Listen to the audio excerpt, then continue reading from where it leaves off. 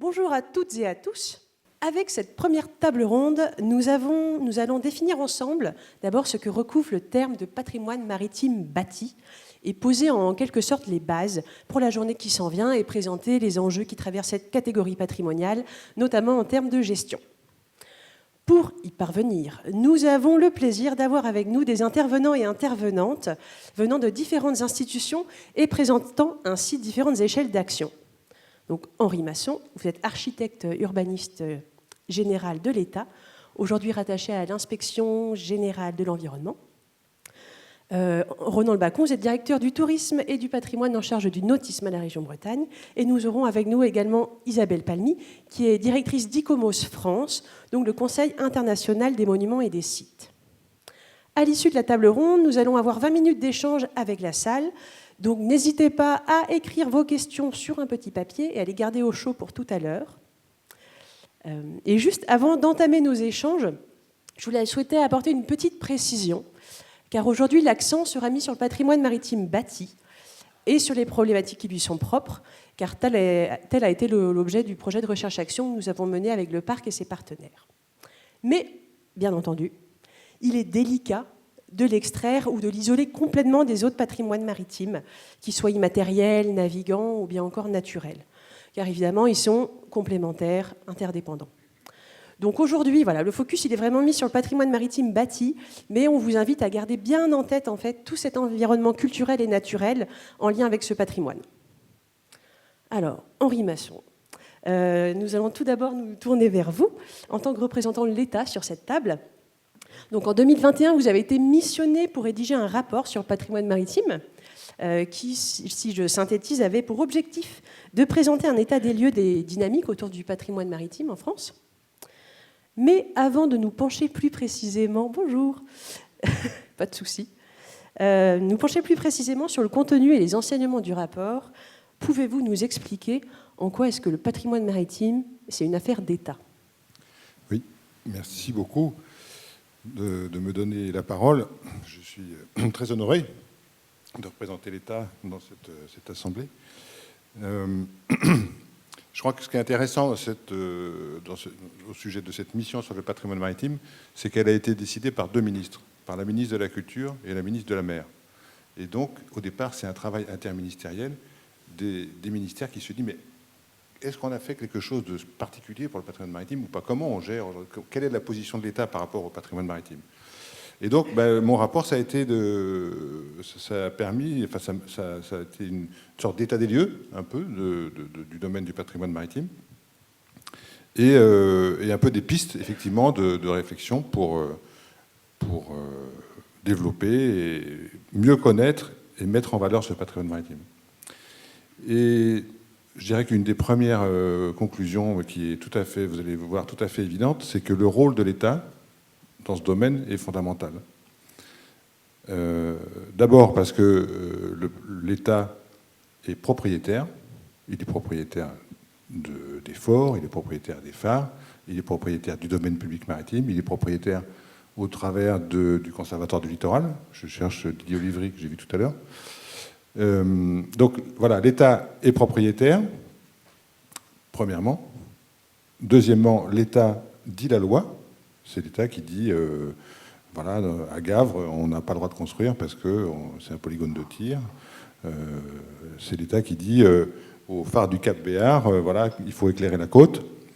Et c'est l'État qui gère, en fait, au travers, d'ailleurs, des instances que vous avez signalées tout à l'heure, au titre de la commission des sites, au titre voilà, de la loi sur les sites, de la loi sur le patrimoine, etc.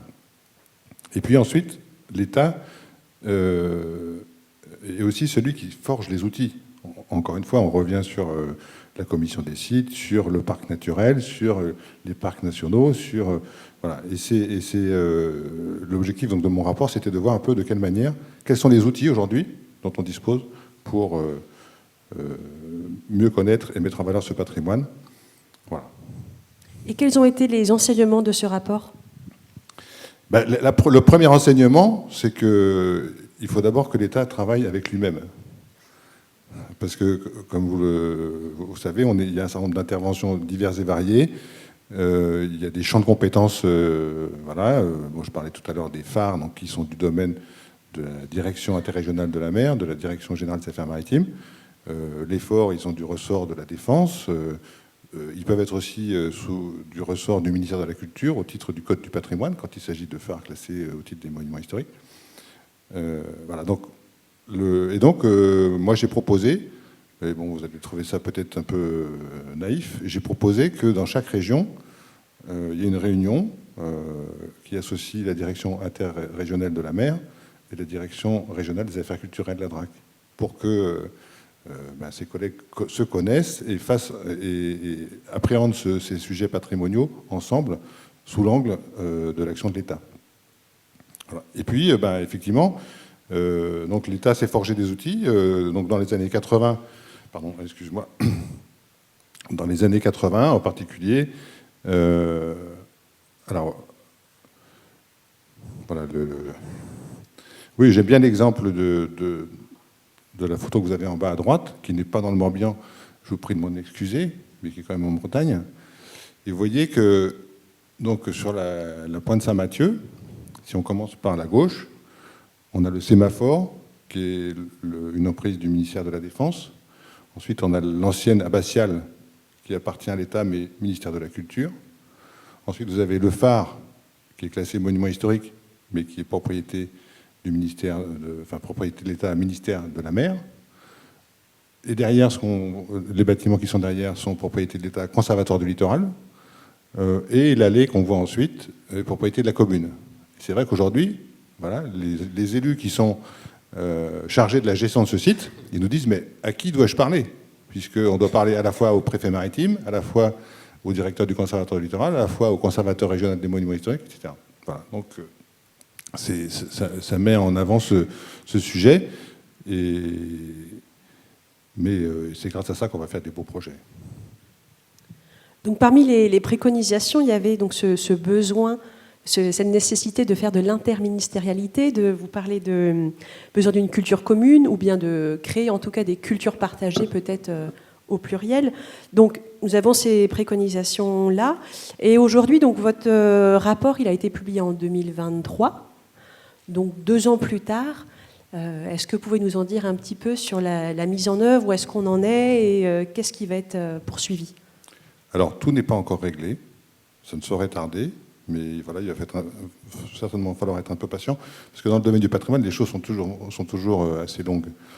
Alors, ce qui s'est passé aussi d'intéressant, c'est qu'à la suite de ce rapport, les ministres de la Mer et de la Culture, quand je leur ai présenté ce rapport, m'ont demandé ensuite de mettre en œuvre les premières préconisations. Voilà. Et donc, je parlais tout à l'heure des rencontres dans les services, et on a voulu aussi inscrire le patrimoine maritime dans la manifestation des Journées européennes du patrimoine en 2024. On a, à la Direction générale des affaires maritimes, a été recruté un conservateur en chef du patrimoine pour s'occuper du patrimoine. Au ministère de la Culture, il y a eu un conservateur qui a été nommé aussi référent pour le patrimoine maritime. On a fait une journée d'études pour justement se forger une culture commune au musée de la Marine il y a à peu près 1 an, qui avait d'ailleurs en son temps été inauguré par le ministre de la Mer, à l'époque où on avait un ministre de la Mer. On en a une nouvelle, apparemment, mais on va voir si elle s'intéresse au patrimoine maritime.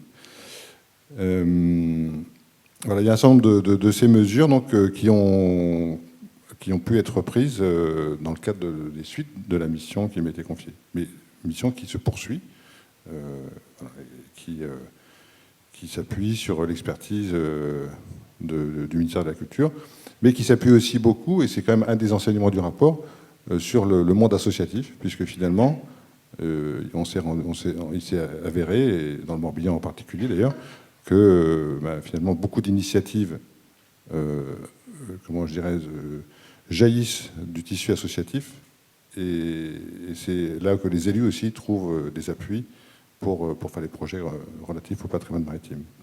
Oui, c'est ça. Dans votre rapport, vous revenez comme ça sur toute la patrimonialisation de ce patrimoine maritime qui vient plutôt du secteur associatif dans les années 80.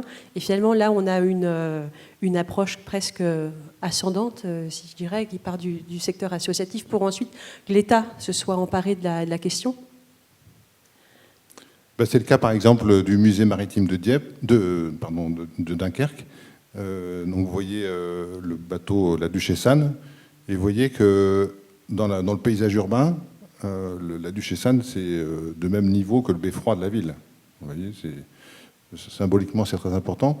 Et ce magnifique musée de Dunkerque, il a été créé sur la base de la collection d'une association d'anciens dockers. Et d'ailleurs, c'est toujours un musée associatif, donc qui est porté par la métropole, mais la structure du musée est toujours associative. Et donc, voilà, ça illustre les ressources considérables qui peuvent être trouvées auprès du milieu associatif. Toujours, en tout cas, qui donne le côté vivant, en fait. Et puis ensuite, en bas, vous avez le musée de Fécamp. Et vous voyez, là, le musée de Fécamp, il est là aussi au milieu du port. Symboliquement, ça s'appelle musée des pêcheries. Et donc, symboliquement, ça met finalement ce patrimoine au cœur de la vie de la ville et du port. Peut-être pour terminer, dans votre rapport aussi, vous évoquez un peu le lien avec l'international. Enfin, c'est en tout cas un sujet que vous auriez aimé développer dans le cadre de ce rapport-là. C'est toujours intéressant de prendre du recul. Alors déjà quitter le Golfe, mais parfois aussi quitter la France.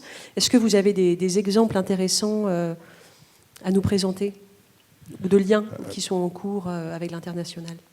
Alors, sur l'international, je dis quand même un petit mot de l'UNESCO, puisqu'on a parlé tout à l'heure de l'UNESCO dans le Morbihan, mais l'UNESCO aussi a décidé de mettre le phare de Cordouan dans ses listes. Donc ça, c'est très important.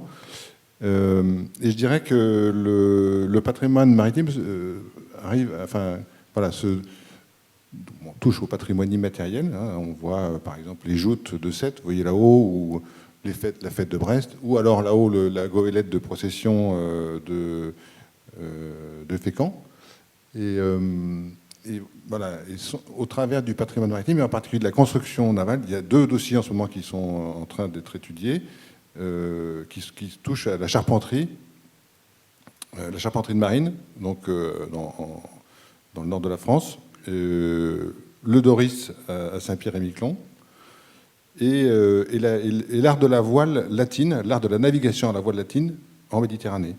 Et donc, on part de l'expérience, de Sète, hein, l'atelier est à Sète, et on part de Sète pour rejoindre Barcelone, et puis aussi Gênes, et puis aussi Tanger, Tunis, Alger, voilà, par cette pratique qui est spécifique à la Méditerranée. Donc, vous voyez, par le patrimoine immatériel, par des traditions maritimes, finalement, le patrimoine maritime s'inscrit donc dans le champ international. Donc une belle candidature internationale à venir auprès de l'UNESCO. Oui, on l'espère beaucoup. Très bien, merci beaucoup Henri Masson pour ces éclairages sur le rôle de l'État en matière de patrimoine maritime. Je vous propose à présent de resserrer la focale. Alors, au moins qu'Isabelle, vous souhaitiez... et nous diriger du côté de la région Bretagne. Alors, avec vous, Ronan Le Bacon. Alors, peut-être juste pour introduire vos propos, nous vous proposons de regarder un petit motion design, dessin animé, sur le patrimoine maritime. Chut, écoutez, vous êtes en Bretagne. Un ciel taquin, le cœur marin, du beurre salé, sinon rien. Est-ce vraiment tout ce que l'on retient de la Bretagne ? Laissez-moi vous conter une facette insoupçonnée de notre région. L'étendue de son patrimoine maritime, de ses célèbres phares et falaises, jusqu'aux confins de ses terres. Moi, c'est Anouk. J'ai grandi en Bretagne. Une région où nous sommes toujours à moins de 60 km des embruns. Une terre où les petits ports de pêcheurs, comme les stations balnéaires, ont été façonnés par la mer. J'y explore depuis mon plus jeune âge notre patrimoine maritime. Hier avec mon grand-père, aujourd'hui avec mes enfants. C'est une richesse qui emplit mes souvenirs d'enfance. Escalader les rochers le long d'ensembles fortifiés. S'aventurer auprès des blocos que mes parents prenaient pour repères depuis leur chalutier. Ce sont aussi des promenades ébouriffantes, face aux éléments déchaînés par les tempêtes hivernales. J'ai vite compris que nos 2700 km de côte bretonne sont riches d'un patrimoine incomparable. Qui d'autre que la Bretagne est aussi connectée à son littoral ? Depuis des générations, nous construisons notre histoire et notre relation à la mer. Le patrimoine maritime est le témoin de tous nos usages, nos activités vivrières, de loisirs, de transport, de défense. Il a laissé et laisse des traces, des plus petites aux plus vastes, des plus visibles aux plus discrètes, parfois même à l'abri des regards. Alors, je partage à mes enfants la beauté de notre patrimoine maritime. Les cabanes de pêcheurs, les chapelles à flanc de falaise, les moulins à marée, les marais salants. Et moi, je repars à sa rencontre dès que possible. Tantôt insoupçonné, parfois brutal. Témoin de notre histoire ou d'un passé industriel, c'est un héritage qui s'admire, s'explore, se découvre, se mérite, s'approprie. De tout temps, il inspira nos esprits, nos rites et nos savoir-faire. Il est une partie de notre identité, un cœur qui bat en chacun de nous. Je vois aussi notre région se muer. Pression foncière, changement climatique, industrie à l'abandon. Autant de défis et d'enjeux que la région Bretagne tente de surmonter en menant depuis plusieurs années une mission capitale de valorisation. Un travail d'inventaire de la diversité du patrimoine maritime, mais aussi de réhabilitation, car non, il n'est pas obsolète. Certains édifices voguent déjà vers de nouveaux horizons. Sport et loisirs, vie étudiante, culture, artisanat et bureaux. Alors, si nous ne voulons pas voir notre patrimoine maritime doucement disparaître, nous devons commencer par mieux le connaître. À nous tous de l'apprécier, le respecter, de le partager pour mieux le protéger et permettre aux générations de demain de lui redonner sa raison d'être et de continuer d'y écrire notre histoire. Un patrimoine transmis, c'est un patrimoine qui vit.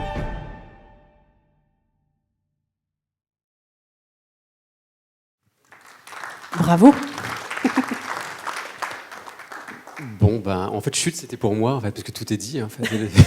Mais on va quand même rebondir sur cette vidéo. D'accord. Alors pour vous, pour la région Bretagne, qu'est-ce que le patrimoine maritime ? Waouh. Super question. Bon, merci déjà de me proposer d'intervenir, notamment parce que vous êtes un territoire et une structure, j'allais dire, bigrement investie et de façon très qualitative sur ces sujets. La question est bien posée, parce que la question exactement, c'est quoi ? C'est le patrimoine maritime, de quoi est-il le nom ? Et déjà, le fait de se poser la question du nommage, en fait, des vocables, des mots, elle est déterminante. Alors, on connaît la phrase célèbre de Camus sur le fait de mal nommer les choses. Moi, j'aime bien la petite légende que rapporte Jean-François Degnaud autour de... peut-être, c'est une légende autour de la Chine, où un jour, on vient voir un empereur de Chine et on lui dit il y a des tensions au nord, il y a des guerres au sud, il y a des invasions à l'est, il y a des problèmes aussi à l'ouest, mais que fait-on ? Où est-ce qu'on concentre notre énergie ? Et là, l'empereur dit je pense qu'il est urgent de faire un dictionnaire. Et je trouve que c'est assez profond parce que c'est bien de ça dont il s'agit. Il s'agit de correctement identifier, donc regarder les choses. Et le patrimoine maritime, c'est aussi cela. Ça a été très vaste, c'était quelque chose. On avait en plus des images d'Épinal faciles. On avait un phare par-ci, on avait un quai par-là, et puis ça faisait l'affaire, quelque part. Alors que, et la démarche d'inventaire du patrimoine, justement, c'est une démarche scientifique, de rigueur. Et l'inventaire, je salue les collègues qui sont là, Erwana est là aussi, ainsi que les collègues du service de la valorisation du patrimoine. Alors que le travail, il est justement intéressant et qui consiste à identifier précisément les différents spectres du patrimoine maritime. Et le travail qui a été fait avec l'inventaire, notamment avec les CNRS, a permis, mais c'est un travail avec qui on travaille avec vous à ce propos, a permis d'identifier vraiment des grandes catégories. Mais c'est assez passionnant parce que quand on rentre dans le détail, il y a tirer profit du littoral, donc ça veut dire est-ce qu'il y a un habitat spécifique, activité de production primaire, de l'estran au champ, est-ce qu'il y a les amendements marins, les énergies marines, les activités industrielles, les activités de prendre le temps, les activités balnéaires, comprendre l'environnement, les activités scientifiques. Et je vais très très vite, je ne rentre pas dans les catégories. Ça, c'est juste la catégorie tirer profit. Mais après, on peut aller en mer. Et donc cette catégorie, c'est l'avant, c'est les chantiers de construction. Après, c'est le pendant, les bateaux de travail, les bateaux de plaisance. Il y a l'après, les cimetières de bateaux. Après, il y a les autres sujets, c'est embarquer, débarquer, mettre pied à terre, donc les infrastructures terre-mer, etc.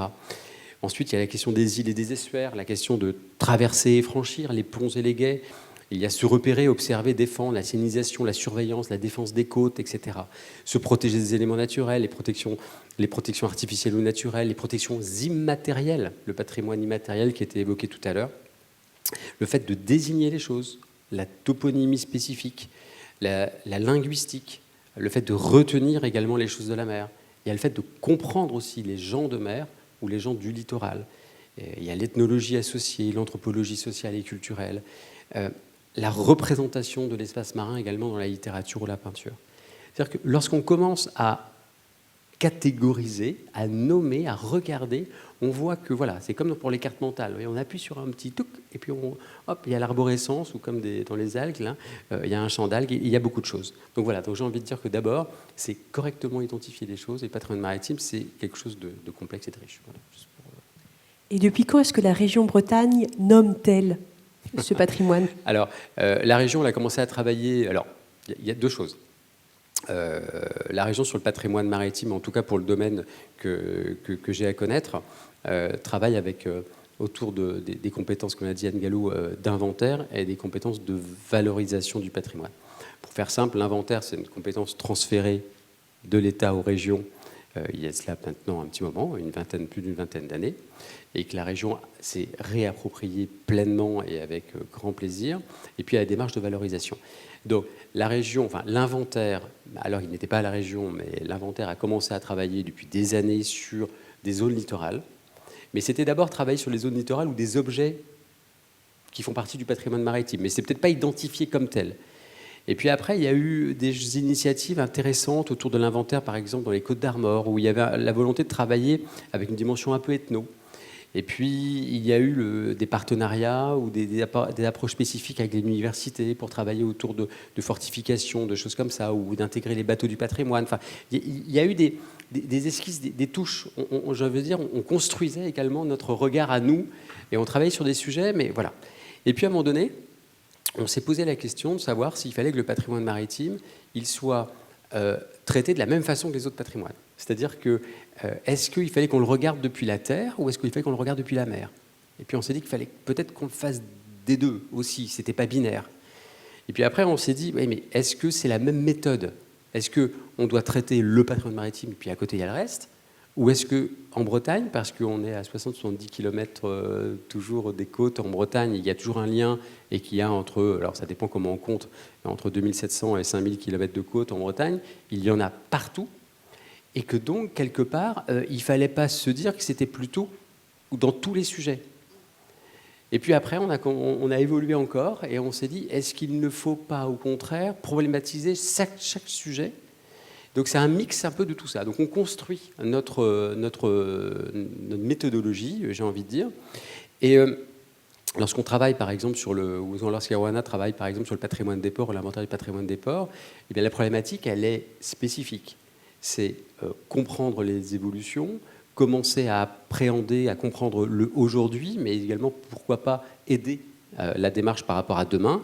Lorsqu'on travaille sur les aménagements en pierre sèche, c'est peut-être sur le demain également, c'est-à-dire qu'on comprend aujourd'hui là où il y a des aménagements en pierre sèche, mais comment ça sert demain éventuellement pour construire des réponses, parce qu'on sait très bien que les aménagements en pierre sèche, par exemple, sont beaucoup plus durables, alors que ça peut être contre-intuitif qu'avec des aménagements en béton ou des choses comme cela.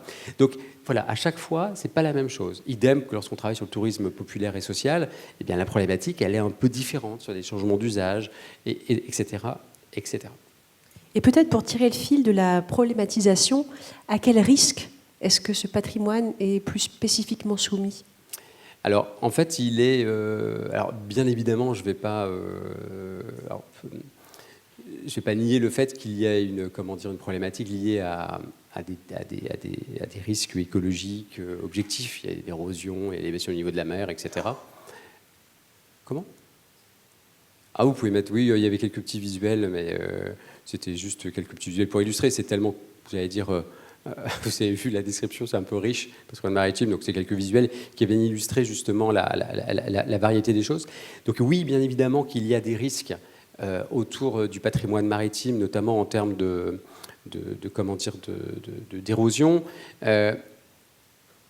Mais peut-être que le principal risque, c'est un risque anthropique, justement, sur le fait de mal nommer, de mal identifier et de ne pas valoriser correctement parce que ça n'a pas été identifié comme tel. Et moi, j'ai juste une petite anecdote à vous conter, peut-être. À la région, nous accompagnons beaucoup de projets chaque année pour la restauration, l'entretien ou la valorisation du patrimoine. Bon an, mal an, c'est entre 350 450 dossiers par an. Donc sur une dizaine d'années, ça fait, vous comptez, à peu près 4000 dossiers, 4000 opérations, 4000 beaux projets. Et puis, au bout de 10 ans de politique publique, on s'est posé la question, on s'est dit, mais le patrimoine maritime, on en a combien de dossiers? Parce qu'on n'en voit pas beaucoup quand même, à un moment donné, en regardant sur les choses. Il y en avait 2. Il y avait 2, parce qu'en fait, ce n'était pas considéré comme du patrimoine par les gestionnaires de biens publics ou de biens environnementaux, enfin, de biens culturels. Et donc là aussi, notre responsabilité, elle a été justement d'essayer de bien faire savoir ce que c'est du patrimoine. Et Anne Gallou nous a incité à mettre en place des appels à projets spécifiques. Et pour poursuivre sur ce sujet-là et pour terminer, peut-être, quelles seraient les actions à mener justement en faveur de ce patrimoine et aussi peut-être une sous-question, c'est quel est l'intérêt, quels sont les intérêts à construire une politique publique en faveur de ce patrimoine? Wow, bonne question aussi. Alors, quelles actions? D'abord, alors, ça ne se veut pas être une réponse toute faite. Faire à la bretonne, on a encore cette capacité sur notre péninsule d'être en capacité de travailler ensemble. Et je pense que c'est fondamental de continuer à travailler ensemble. Et donc, c'est faire avec. Donc, pas uniquement faire pour. Ce n'est pas une vision descendante de dire ceci est du patrimoine. Voilà. Non, c'est la démarche participative, la démarche collaborative. Donc, la capacité, un peu comme aujourd'hui, de travailler avec tous les acteurs publics, privés, associatifs, la population. Et notamment les démarches d'inventaire, avec notamment, vous devez connaître l'application GLAD, une application que vous pouvez télécharger sur tous les stores qui permet justement de contribuer à la démarche d'inventaire. Et donc, c'est faire le regard commun. Une autre action, je pense, c'est le fait de travailler, certes en embrassant la complexité et la richesse du patrimoine maritime, mais également en embrassant toute la complexité des réponses des politiques publiques. C'est-à-dire, oui, sur de la connaissance, oui, sur de l'entretien, oui, sur de la restauration, mais également sur de la valorisation. Donc, j'allais dire, inventorier et inventer. C'est un peu ce que disait Anne Gallou tout à l'heure, c'est-à-dire inventer des nouveaux usages. Et là, pour vous dire quelle est l'utilité, j'ai envie de vous renvoyer à quelque chose. Nous avons des lauréats des appels à projets de la région Bretagne. Et ici, on a Laurence Dubourg et Celle Barreret qui sont là, si vous voulez avoir les détails, qui ont piloté ces choses-là. Vous verriez la foisonnance et la richesse des projets qui sont issus de ces appels à projets, parce que lorsqu'on fait confiance au territoire, lorsqu'on les accompagne, parce qu'il y a aussi le regard des équipes qui permet de modestement un peu faire monter en qualité les projets en essayant de leur donner différentes choses, eh bien, on fait tout. On fait du social, on fait de l'environnemental. Et là, c'est hyper frustrant pour moi, parce que j'avais juste envie de vous lire de façon exhaustive tous les projets qu'on a retenus, parce que c'est absolument génial. Ça va d'un atlas poétique de la Rance, avec des ateliers participatifs sur d'autres aspects, avec de la restauration de certains biens, avec le fait de lier, par exemple, BD et restauration d'un élément du patrimoine. Enfin, c'est absolument foisonnant, et le patrimoine maritime permet notamment de quasiment tout traiter, et donc de tout faire, parce que le patrimoine, c'est un levier formidable de l'action publique. Bien, merci beaucoup pour ces mots. Vous restez toute la journée, le catalogue est avec vous, je vois, voilà, si jamais des personnes veulent y jeter un œil. Merci beaucoup. Isabelle, nous allons continuer avec vous. Donc Isabelle Palmy, vous êtes directrice d'ICOMOS France. Alors tout simplement, pour commencer, qu'est-ce qu'ICOMOS, ICOMOS France? Bonjour, merci beaucoup de m'accueillir dans votre journée. Je suis très heureuse d'y représenter ICOMOS France. Alors, qu'est-ce qu'ICOMOS? Eh bien, ICOMOS, c'est une organisation mondiale dédiée à la conservation du patrimoine. Et je pense que je vais partir dès maintenant en parlant des patrimoines, parce qu'aujourd'hui, bien sûr, on envisage la conservation d'une manière plurielle. Et voilà, donc c'est un réseau mondial qui représente à peu près 12 000 experts, experts étant des professionnels dans le champ du patrimoine, d'une manière envisagée très pluridisciplinaire, des architectes, des historiens, des paysagistes, des anthropologues, des universitaires, des ingénieurs, toute une palette de personnes qui interviennent dans le champ patrimonial. Et ICOMOS est plutôt connu pour son rôle d'organisme consultatif auprès de l'UNESCO et du Centre du patrimoine mondial pour accompagner le centre pour les inscriptions, pour l'expertise des dossiers d'inscription et le suivi de l'état de conservation des biens. Mais ce réseau mondial, il est décliné en comités nationaux. Donc ici, je représente le comité français qui est fondé en 1965 en même temps que le réseau mondial. Et les comités nationaux ont, eux, une plus grande ambivalence avec une action nationale et une action internationale. Donc, nous, ICOMOS France, notre particularité, c'est d'être vraiment un réseau en France très interdisciplinaire dans le paysage des associations. Nous sommes une association, déjà, pour commencer, et par essence pluridisciplinaire, puisqu'on suit le modèle international. Et nous agissons donc à différents niveaux. Nous sommes organisés en groupes de travail. Nous avons des thématiques très pérennes et donc qui peuvent être des réflexions sur les sites, les paysages et les espaces patrimoniaux, ou bien le patrimoine du XXe, bien sûr le patrimoine mondial. Qu'est-ce que le climat aujourd'hui? On a un groupe depuis plusieurs années sur l'action climatique et aussi sur les savoir-faire et les matériaux, les savoir-faire et le patrimoine immatériel. Voilà, en gros. J'ai cru avoir lu que peut-être le comité français avait donc une grande variété de membres et notamment des collectivités et beaucoup d'élus. Vous confirmez? Absolument. Et ça, c'est vraiment une spécificité du comité français par rapport à tous les comités internationaux. C'est d'avoir embarqué, si j'ose dire, dans son action et dans ses réflexions, parce qu'on est quand même un terrain de recherche et de réflexion, les collectivités territoriales. Alors pas toutes, mais on a une bonne cinquantaine de collectivités qui sont dans la région Bretagne, qui sont membres d'ICOMOS France et qui participent à nos travaux et qui soutiennent notre action. Et ICOMOS a développé le concept de gestion intégrée des espaces patrimoniaux.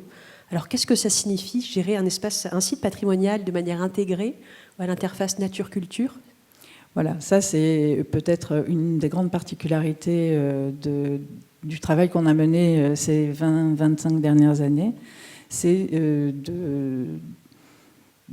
d'essayer de démanteler la vision un peu en silo, patrimoine culturel, patrimoine naturel, patrimoine immatériel. Et ce groupe dont je parlais, sites, paysages et espaces patrimoniaux, a essayé d'avoir une vision beaucoup plus transversale et on est arrivé à même l'insuffler dans nos autres groupes de travail. Donc, et alors, qu'est-ce qu'on entend par gestion intégrée? C'est une vision donc pluridisciplinaire et transversale de la gestion des territoires.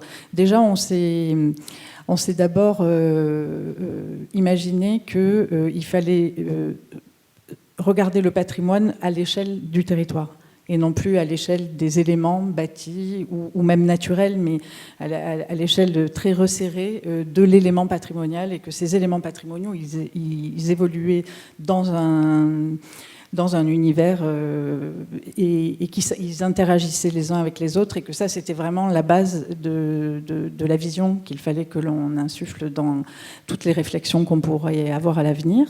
Donc, on a essayé de bâtir ce qu'on a appelé la méthode en 5 points pour la gestion intégrée des espaces patrimoniaux. Et les 5 points, c'est très simple. Et puis, Ronan et M. Masson en ont parlé finalement de manière très implicite. C'est d'abord faire l'inventaire des valeurs du territoire dont on a la gestion. Donc, c'est ce travail de caractérisation, d'inventaire, mais c'est aussi s'attacher, porter un regard vraiment sur chaque élément et lui attribuer sa place et une valeur. Donc déjà, avec ce panorama des valeurs, on a tout l'ensemble de ce qu'on doit gérer et ce qu'il faut mettre dans le projet de territoire, le projet de conservation ou le projet de territoire. Le projet de territoire étant un projet de développement avec l'idée que le patrimoine n'est pas un frein au développement, au contraire, et ça doit être un élément du développement, pourquoi pas un levier si le cas échéant, mais en tout cas certainement pas un frein. Ensuite, le deuxième point de la méthode, c'est la vision participative et considérer aussi l'habitant, l'usager, considérer que l'habitant et l'usager a aussi son expertise et son rôle à jouer et son opinion à donner, et ça aussi, vous en parliez.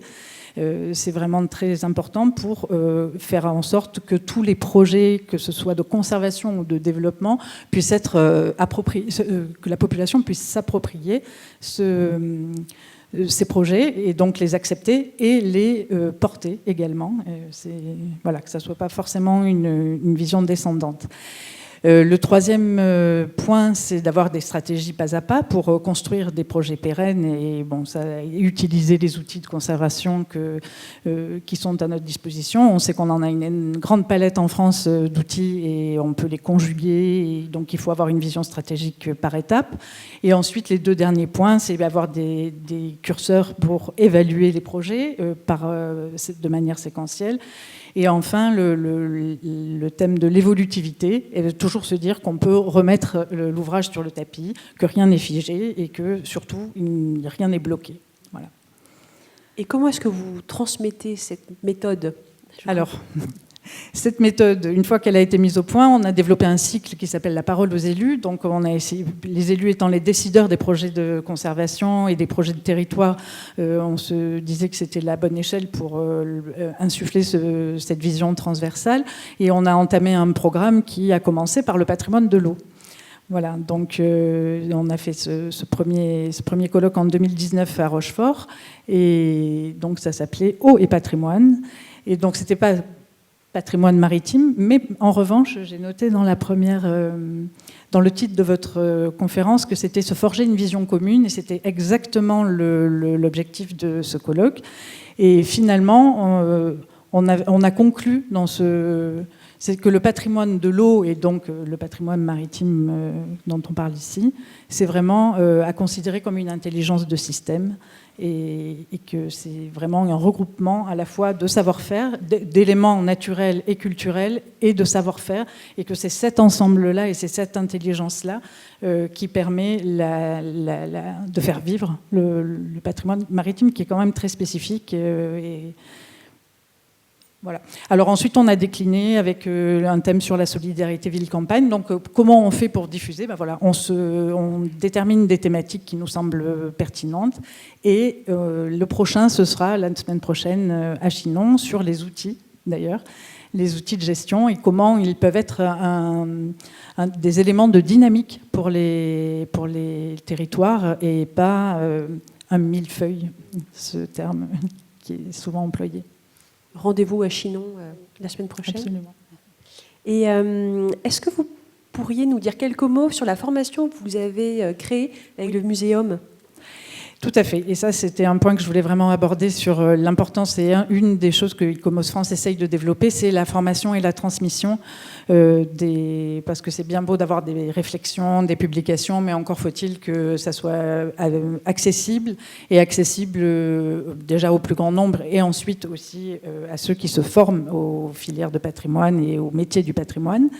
Et donc, on a développé avec mon collègue Richard Dumez, voilà, j'ai le plaisir de co-animer avec lui et donc le Muséum d'Histoire Naturelle et l'UICN France. IUCN, pardon. Union internationale de conservation de la nature, voilà, qui est l'autre organisme consultatif de l'UNESCO pour le patrimoine naturel et qui est décliné comme ICOMOS en comité national.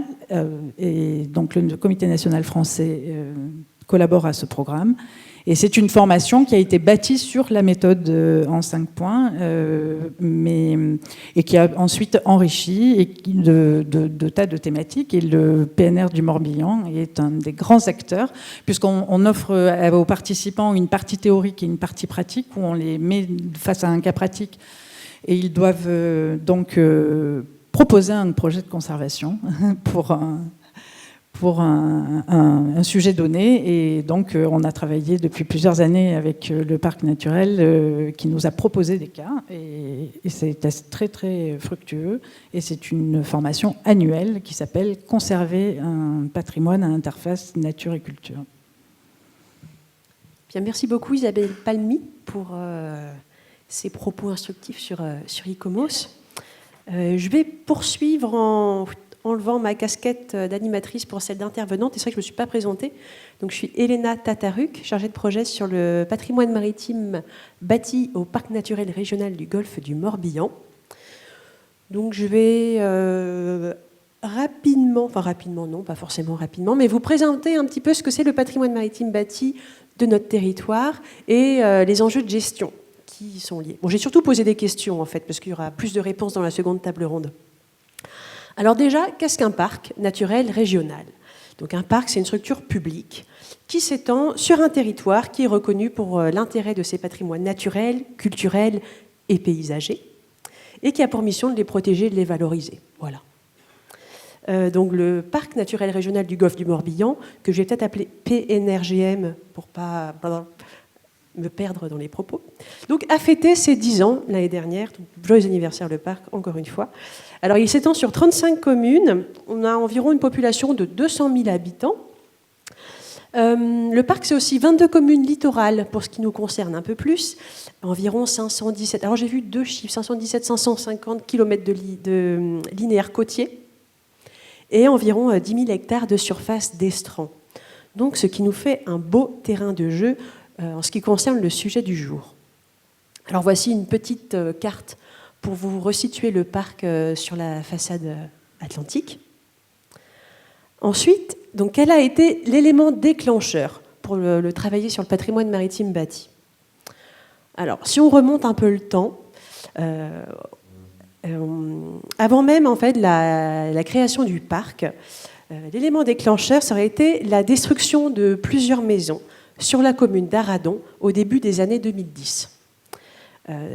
Donc ces maisons, elles étaient liées en fait à d'anciennes activités ostréicoles dont l'usage avait été modifié. Donc l'activité ostréicole s'était terminée et ces bâtiments avaient été transformés en maisons d'habitation. Sauf qu'elles étaient situées donc sur le domaine public maritime. On en reparlera plus précisément. Et donc, lorsqu'elles étaient liées à cette activité ostréicole, elles étaient soumises à une autorisation d'occupation temporaire, une AOT. L'activité ostréicole étant terminée, l'État, via la DDTM, a procédé à la remise en état de son domaine, donc à la destruction des maisons. Alors à l'époque, cette action avait suscité un certain nombre de réactions et donné lieu notamment à des incompréhensions. Alors en effet, certains les voyaient comme des maisons d'intérêt patrimonial, les habitants y étaient attachés, ça soulevait également des questions en termes de paysage, de visibilité depuis la mer, etc. Mais bon, situé sur le domaine public maritime, l'occupation qui en était faite était illégale. Bref, nous étions au cœur d'un nœud juridico-patrimonial qui a fait émerger le constat qu'un inventaire du patrimoine maritime bâti était nécessaire. C'est vraiment là, donc, assez classiquement, mais l'action de destruction qui a déclenché un besoin de connaissance. Et également la nécessité, le besoin d'entamer un dialogue avec les différentes structures et institutions afin d'inventer avec eux une nouvelle gestion de ce patrimoine. Alors à l'époque, la position du parc, qui est un peu supra, mais à la fois liée au territoire, lui permettait d'être un acteur assez pertinent sur ce sujet-là, avoir un rôle un peu d'assemblier et de mettre de l'huile dans les rouages, on va dire. Bref, pour reprendre les termes de Ronan Le Bacon, il y avait là un vocabulaire commun et un regard commun à construire. Et donc, quel est le patrimoine maritime bâti du territoire ? Alors, vous avez très certainement plein d'images en tête, j'imagine. La maison rose de Séné, qui sert d'amère, le moulin à marée de Lidar, le moulin de Bernot, avec son impressionnante digue de près de 300 mètres, l'historique port de Saint-Goustan, foulé par Benjamin Franklin, voilà, ou encore ces patrimoines ostréicoles qui rythment les paysages, ou encore le pont suspendu du Bonneau. Bref, ce patrimoine, il est vraiment présent sur toutes les cartes postales qui représentent le Golfe. Là, je vous ai cité par exemple tout ce qui était représenté sur l'affiche de l'ultramarin, le trail. Voilà, on avait tout ça, presque. Donc ce patrimoine aussi, il sert à vendre le Golfe d'une certaine manière.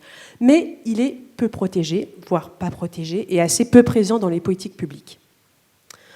Donc, entre 2016 et 2022, le parc a mené un inventaire quasiment exhaustif du patrimoine maritime bâti présent sur ces 22 communes littorales. Donc, comme ça a été évoqué en discours d'introduction. Donc, pour ce faire, on a fait ça en partenariat avec les services de la région de l'inventaire. On a repris la méthodologie utilisée par eux.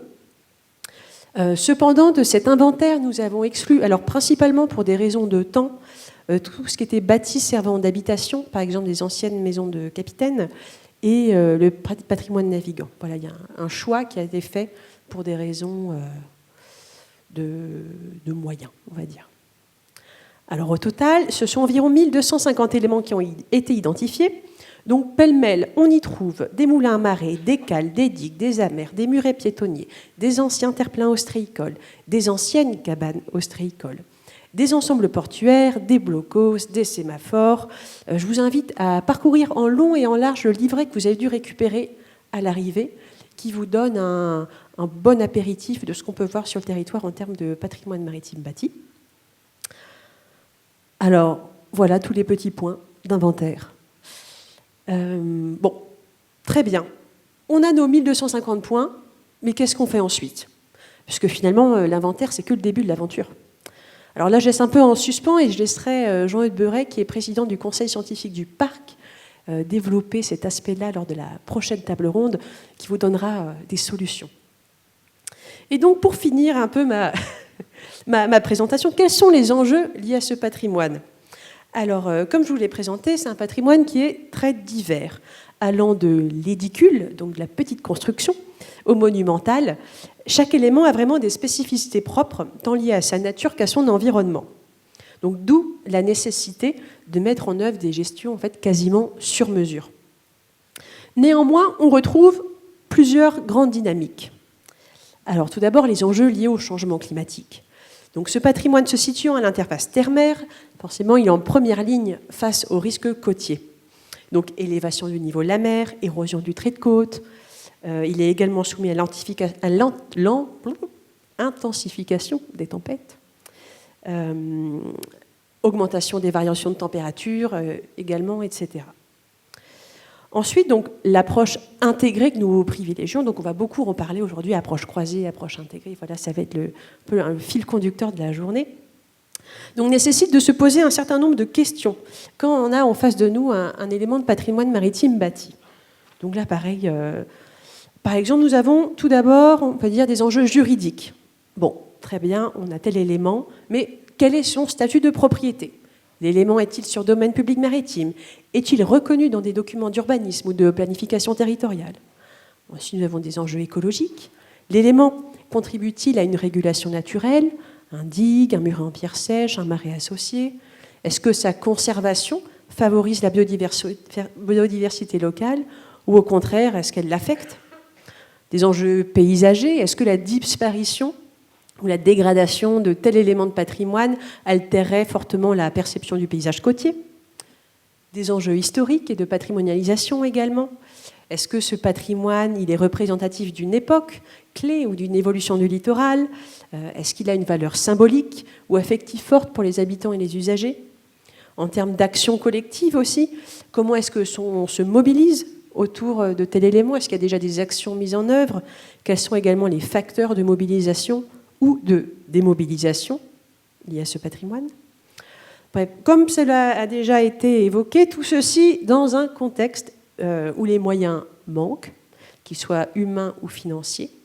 Et donc la question du choix, elle se fait de plus en plus pressante, car tous ces éléments ne pourront pas recevoir la même attention. En bref, voilà, comment choisir, selon quels critères, et ceci dans le but de prendre la décision la plus éclairée qui soit. Donc je laisserai mes collègues chercheurs et chercheuses esquisser des réponses à ces interrogations. Et donc voilà, j'en termine là un peu concernant le rôle du parc dans la valorisation du patrimoine maritime bâti. Et je vous propose à présent de vous poser quelques questions transversales à vous trois. Et ensuite, on pourra passer aux échanges avec la salle. Mais alors, tout d'abord, comment s'établit ou comment établir du lien entre les différentes échelles, des différentes structures que vous représentez, que nous représentons? Vaste question. Si vous voulez y répondre aussi, vous avez le droit.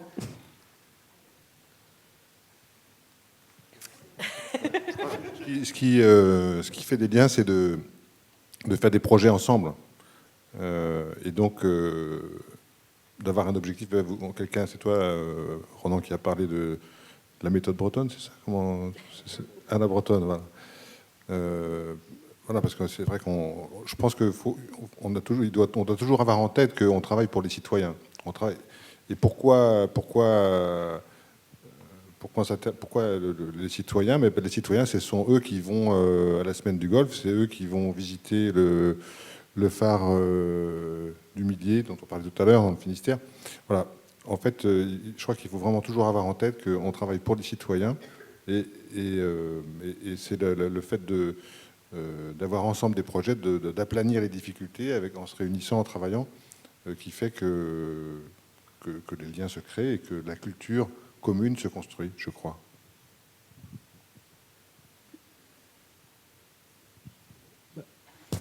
Oui, bien sûr, je partage parfaitement cet avis. Même ce qu'on fait aujourd'hui, c'est aussi, ça contribue à créer du lien entre tous les acteurs et à toutes les échelles. Et après, moi qui représente des instances de réflexion, si on peut dire ça, il y a quand même une dimension aussi de porter ces réflexions qui est toujours un souci et que je ne vais pas donner de réponse ni de recette parce que c'est un souci qu'on a en permanence et on ne sait pas toujours si on y répond convenablement. Mais le porter à connaissance du public, à connaissance des professionnels et à connaissance aussi des politiques, que ce soit au niveau régional ou au niveau national, pour essayer d'instiller au sein des politiques publiques le fruit de nos réflexions. Et ça, c'est peut-être une démarche qu'on peut améliorer encore.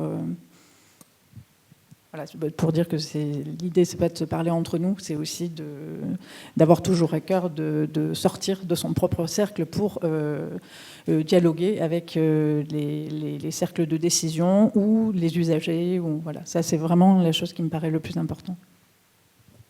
La clé, c'est de partager la connaissance, puisque c'est le thème de la table ronde, mais voilà, parce que la connaissance, elle intéresse chacun. Oui, c'est à la fois certainement d'avoir ce qu'on évoquait, le vocabulaire commun, grammaire commune, c'est-à-dire un peu comment est-ce qu'on monte des projets ensemble, et puis une fois qu'on a ça, on peut commencer à écrire un récit commun, et puis faire confiance aussi à la population, aux acteurs, ne pas, je pense, se dire que ce sont des sujets tabous ou des vaches sacrées auxquelles on n'a pas le droit de toucher, de se dire qu'on peut faire les choses en les aimant et on peut faire des nouveaux projets, et c'est certainement en faisant en sorte que le patrimoine il soit certes bien sûr avec toute sa valeur, mais qu'en même temps il le devienne vraiment, c'est-à-dire que ce soit pas encore une fois juste un élément de décor, ce soit vraiment réutilisé avec attention, avec l'attention qui doit être portée, et ça on peut le faire ensemble justement avec les différents échelons. C'est Pierre Loti qui disait les choses de la mer, si on les aime pas, elles s'en vont. Je pense qu'il faut dire que comme les Bretons aiment bien la mer et puis ils aiment bien les choses autour de la mer, on va faire confiance aux Bretons aussi. Oui, c'est ça, il y avait pour rebondir sur ce que vous disiez, comment est-ce que la production scientifique, doctrinale que nous produisons, que vous produisez, comment est-ce qu'elle va trouver un relais dans les prises de décision au niveau local, au niveau régional?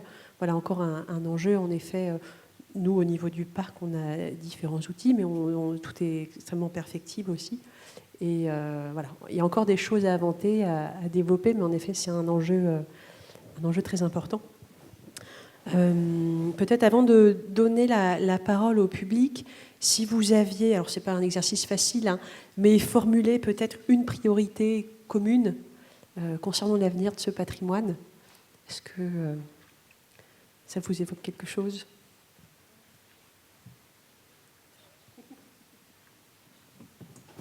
Un souhait ? L'aimer ? Alors, je ne sais pas si c'est un souhait, mais en tout cas, je me dis que le patrimoine maritime, c'est vraiment un espace d'innovation. Bon, d'abord, sans être trop alarmiste, c'est quand même un patrimoine qui est assez menacé, et par le fait de devoir réfléchir très tôt à cette menace, dont j'imagine que les gestionnaires ont conscience depuis bien longtemps, ça permettra certainement d'inventer et d'innover dans la manière de conserver. On sait tous que face au changement climatique, on aura des choix à faire. C'est peut-être le patrimoine maritime qui élaborera des méthodes et des sortes de guidelines peut-être de comment est-ce qu'on fait ces choix, parce que dire qu'il faut faire des choix, c'est une chose, et les faire, c'est encore tout un autre monde. Et je le vois comme un patrimoine qui sera support de l'innovation pour l'avenir. Il se trouve que